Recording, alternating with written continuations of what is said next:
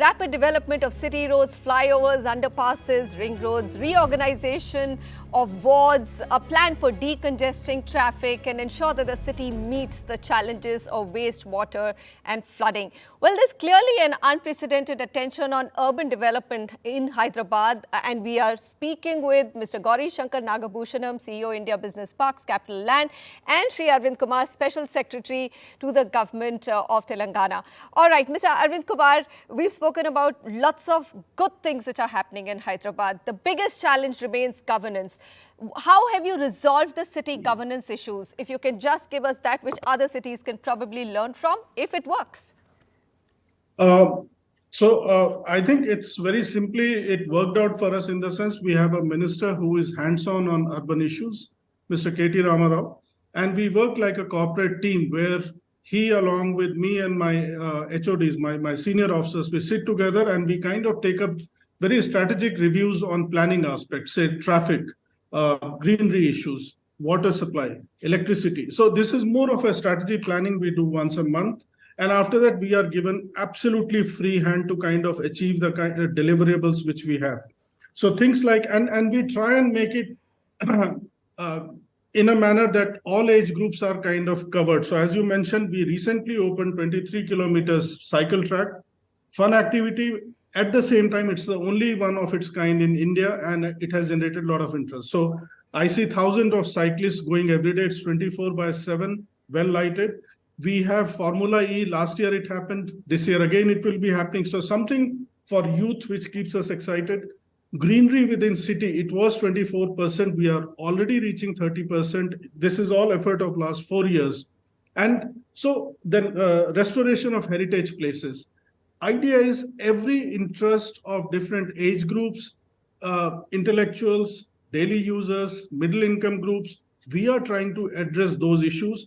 I, as an individual, think that I, as a citizen, what all is it required, which will make my life comfortable and enjoyable? And that's what we are all trying to do. So I would say we have administratively absolutely free hand. We have a minister and state government which supports us totally. We are given freedom to raise funding. We are able to meet those requirements in terms of the revenue kind of accruals which we get. And things seems to be working out so far. And inshallah, it should continue. Fingers crossed on that, sir. You know what, Mr. Gauri Bhushan? Mr. Gauri Shankar, I believe that a lot more companies then should be looking at Hyderabad as their primary, office space, considering that the rentals of grade A office space are much lower in Hyderabad than Bengaluru. And we already know, the IT capital made quite a big international headline with the traffic congestion during the cancelled Trevor Noah comedian show.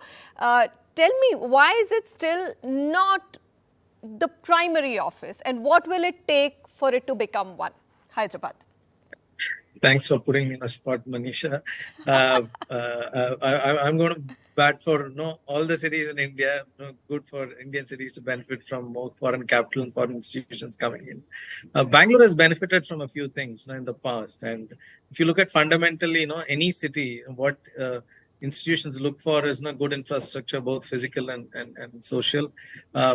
Ease of doing business, they should score high, and you should have talent pool. I think Hyderabad has scored very highly on some of these, and in terms of human capital, I think it is still the starting days. It is still, it's a sunrise industry for Hyderabad. People are now recognizing Hyderabad for what it is. Because COVID sort of took away 3 years, and with that, I'm sure more talent will be attracted. And Arvind sir was talking about the ease of living, and that is going to play hugely in the minds of people. So as more talent pool starts coming in, you'll find more locators coming into Hyderabad. And it's a good competition. It's good to see, cities compete with each other. As citizens of this country, we benefit from this good sort of, competitive spirit that they have. And I would want to wish Hyderabad all the very best for that. Well, I lived in Hyderabad for a couple of years and have a special love for that city, and also like Bengaluru a lot. So I'm also going to be very keenly watching on how these two develop. Mr. Arvind Kumar, thank you very much for making the time for the urban agenda. And Mr. Gauri Shankar, pleasure to have you with us and have a differing viewpoint on what needs to be done for the city and how already it stands competitively. If Hyderabad gets it right, it definitely could become the poster boy of India's explosive urban growth and how to manage it. Well, let's hope it does get it right. We do need many more successes and better quality of life for everyone living in our cities. Thank you so much for tuning into the Urban Agenda. This is Manisha Natarajan signing off. Till I see you again next week.